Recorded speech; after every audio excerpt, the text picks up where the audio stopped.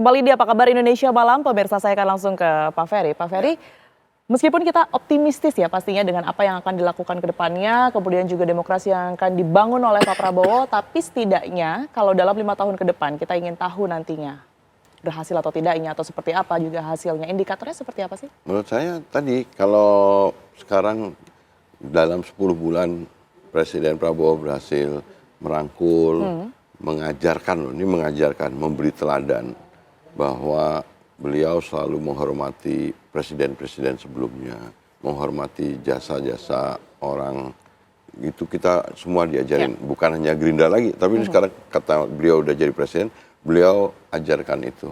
Dan menurut saya memang suasana yang terbangun bisa kita lihat kemarin di istana, di beberapa acara-acara, terbangun suasana kebersamaan itu. Dan menurut saya ini juga satu prestasi yang 10 bulan ini udah kelihatan. Kemudian yang lain adalah kalau indikatornya menurut saya Pak Prabowo berhasil membawa program-program yang langsung kepada rakyat. Tadi program makan bergizi meskipun tetap perlu ada penyempurnaan tentang skema-skemanya supaya sampai kepada tujuannya presiden untuk mengatasi masalah masyarakat yang stunting atau malnutrisi, kemudian juga ada penyediaan sekolah rakyat, perumahan rakyat dengan berbagai kekurangannya, terus kemudian pembentukan yang lebih penting lagi adalah pembentukan 80.000 koperasi desa itu sangat menurut pendapat kami sangat ideologis di luar program-program lain yang ada di pemerintahan ini yang tidak bisa saya sebutkan satu persatu, tapi itu akan bisa dinilai. Pasti kalau dilihat lebih banyak yang berhasilnya itu udah bagus, tapi kalau ada 1-2 yang kurang berhasil, KPI-nya, Key Performance Indicator-nya itu kan perlu nanti akan dievaluasi. Tapi yang terpenting membawa masalah ini ke arah yang benar saja menurut pendapat saya adalah keinginan dari cita-citanya pendiri republik, tokoh-tokoh bangsa yang termuat dalam konstitusi kita, yaitu mewujudkan masyarakat yang adil dan makmur. Koperasi yang tadinya agak ketinggalan sekarang dibangunkan kembali, desa yang masih angka kemiskinannya tinggi, masih banyak masalah-masalah keterbelakangan, kebodohan, sekarang menjadi fokus utama Pak Prabowo. Menurut saya sih ini arahnya jelas, sudah benar dan arus utamanya ini ingin dibawa oleh kepemimpinan beliau di pemerintahan ini dan kita lihat hasilnya. Saya yakin koperasi desa 4 bulan kelar pembentukannya. Ini sekarang masuk tahap operasionalnya. MBG sudah mulai jalan, tinggal dipercepat dan kemudian didesentralisasikan ke daerah-daerah. Kemudian yang lain-lainnya gitu. Saya itu menurut saya kalau ini tahun demi tahun dikerjakan, menurut saya dalam waktu kurang dari 5 tahun, beberapa contoh misalkan Presiden Xi Jinping mengatasi masalah kemiskinan dalam periode 5 tahun kepemimpinannya, itu sama seperti yang sekarang dirintis oleh Pak Prabowo. Beresin data desa, beresin beberapa masalah-masalah kunci dan yang mendasar, sekarang udah diselesaikan. Dan ini menjadi start yang bagus untuk mengatasi berbagai masalah yang sebelumnya relatif belum pernah dipecahkan. Tidak berjamah begitu ya. Baik, Bang Saleh, sebenarnya kalau kita berbicara mengenai demokrasi ini kan dari rakyat, oleh rakyat, dan untuk rakyat begitu ya. Tapi apa aksi konkret yang kemudian ini bisa dilakukan dalam pemerintahan kali ini setidaknya untuk mengembalikan apa hak-hak rakyat yang kemudian ini seharusnya mereka dapatkan begitu Bang. Jadi jangan sampai rakyat ini justru dirugikan dengan adanya mungkin implementasi ataupun juga bisa dikatakan program-program yang setidaknya tidak menyentuh sampai ke akar rumput. Ya, jadi kalau kami di Partai Amanat Nasional, karena kami memang adalah bagian dari pemerintahan ini, yang tidak terpisahkan sama sekali.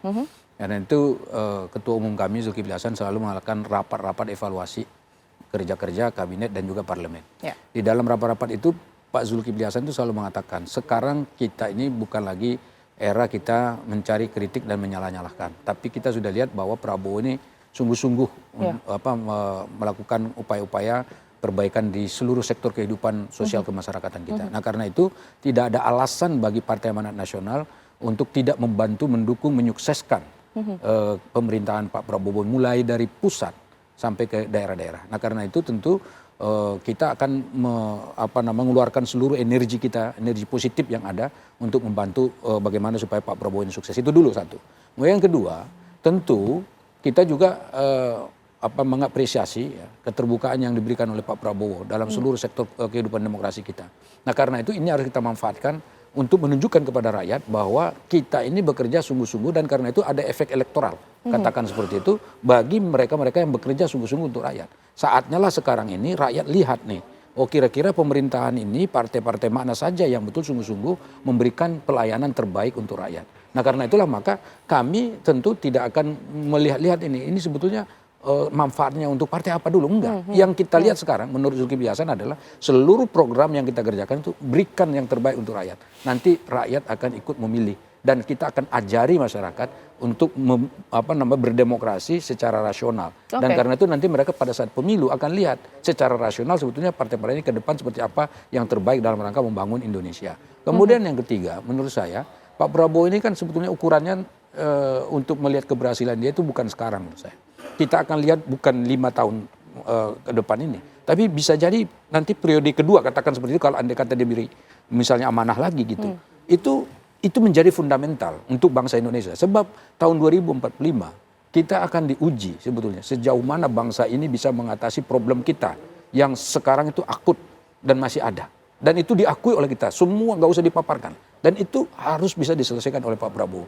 Nah karena itu periode beliau yang 10 tahun ini kita harapkan bisa, bukan 10 tahun ya, artinya 5 tahun dan ditambah 5 tahun kalau nanti dikasih rezeki lagi gitu ya.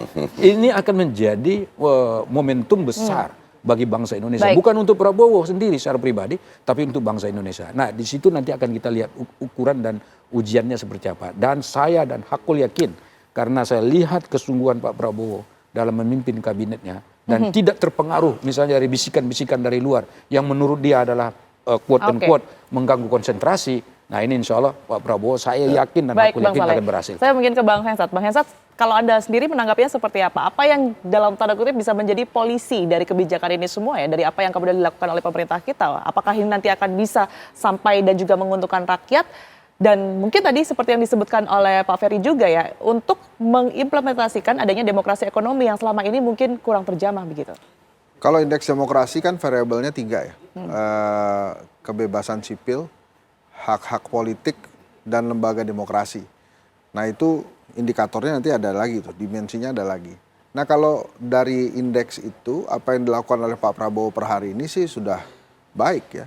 Hanya memang terobosan-terobosan terhadap bagaimana DPD dan DPR menerima aspirasi itu diperlukan. Tapi kalau tadi ditanyakan kira-kira siapa yang bisa mengawasi, saya kembali lagi ke 3 elemen yang saya sebutkan tadi. Ada media massa, masyarakat sipil, dan akademisi, mahasiswa. Nah, 3 kelompok ini menurut saya yang terbaik yang saat ini bisa melakukan itu. Hanya saja memang optimisme terhadap Pak Prabowo kan tinggi sekali. Dari pidato yang disampaikan di sidang umum kemarin itu sudah luar biasa apa yang disampaikan oleh Pak Prabowo, walaupun 299 hari itu dia sebut tuh. Nah tinggal kan meneruskan di hari-hari sampai 2029 nantinya apa. Sejak awal kalau kita baca Paradoks Indonesia itu sudah terlihat bagaimana Pak Prabowo memandang negara ini dan bagaimana dia ingin melakukan perubahan-perubahan. Kemiskinan menurut dia ya itu. Rakyat nggak bisa makan, rakyat nggak bisa sekolah, rakyat kesehatannya perlu diperbaiki, perlu ditingkatkan, ekonominya melalui koperasi. Nah itulah. Tapi sebetulnya ada pekerjaan rumah yang besar hari ini, bagaimana negara menangani kelas menengah. Karena kalau kita bagi kelas kaya, menengah, dan miskin, kaya bisa ngurus dirinya sendiri. Bahkan sudah ada prediksi bahwa kelas menengah ini akan downgrade begitu ya Bang? Nah itu dia. Yang kaya bisa ngurus dirinya sendiri. Yang miskin, ini udah diurus sama negara. MBG, Koperasi Merah Putih, cek kesehatan gratis, sekolah rakyat. Gimana yang kelas menengah ini? Yang harus menghadapi tekanan politik yang luar biasa atau tekanan ekonomi yang luar biasa. Ada PHK, barang-barang mahal dan lain-lain. Nah, itu sebetulnya yang sedang diusahakan oleh Pak Prabowo, ya kita tunggu bagaimana mewujudkannya. Tapi kelas menengah ini harus diperhatikan. Pak Prabowo mengatakan ada dua yang menjadi hal yang dilakukan di ekonomi. Yang pertama adalah Danantara dan yang kedua adalah APBN. Nanti kita lihat juga bagaimana kelas menengah ini bisa juga berdaya di pemerintah Pak Prabowo, jangan sampai dilupakan gitu. Karena ada media massa yang nulis nih bahwa kelas menengah kita ini mengalami pertumbuhan yang menyakitkan, kira-kira gitulah. Naik itu yang harus di-highlight begitu ya. Nah, tapi kehidupannya lebih tough. Baik. Silakan ditanggapi Pak Ferry. Jadi dengan asumsi bahwa desa menjadi prioritas, akan tercipta pertumbuhan ekonomi di pedesaan. Desa itu relatif tidak ada pendapatan asli desanya, Mas Henry. Nah, dengan instrumen berbagai kegiatan program yang dilakukan oleh Pak Prabowo, termasuk juga membentuk koperasi di hampir seluruh desa, nanti harapannya ada pertumbuhan ekonomi dan itu akan memicu permintaan domestik yang juga tinggi, yang akan nanti secara nasional pertumbuhan ekonominya keangkat justru karena itu. Kalau kemarin ini dengan segala hormat pertumbuhan ekonominya itu didorong oleh kekayaan orang-orang kaya.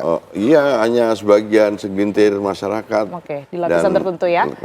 Ke kalangan kelas menengah, tapi relatif kita agak kurang memperhatikan itu. Jadi sekarang Pak Prabowo ingin mengajarkan pada kita bahwa sekarang waktunya kita berempati dengan rakyat, dengan semua, dan rakyat kebanyakan adalah mereka yang masyarakat yang tinggal di pedesaan. Nah, harapannya nanti kalau udah tunggu setahun, Mas Henry, saya rasa nanti kalangan kelas menengah itu akan merasakan manfaat dari pertumbuhan ekonomi yang dipicu, didukung oleh pertumbuhan ekonomi yang di desa-desa. Lapisan masyarakat begitu ya? Yang gede-gede diambil sebagiannya untuk tahu diri bahwa ini ada masyarakat yang jadi harus lebih adil begitu ya, Pak Saya rasa inilah demokrasi Pancasila soal itu yang kita harapkan mewujudkan sama-sama. Keadilan sosial bagi masyarakat Indonesia. Tentu kita akan mendukung apapun yang kemudian ini bisa dirasakan dan juga menjadi berpihak kepada rakyat begitu ya. Terima kasih banyak atas waktu dan juga perspektifnya, Pak Ferry, Bang Saleh dan juga Bang Hensat. Sehat selalu semuanya.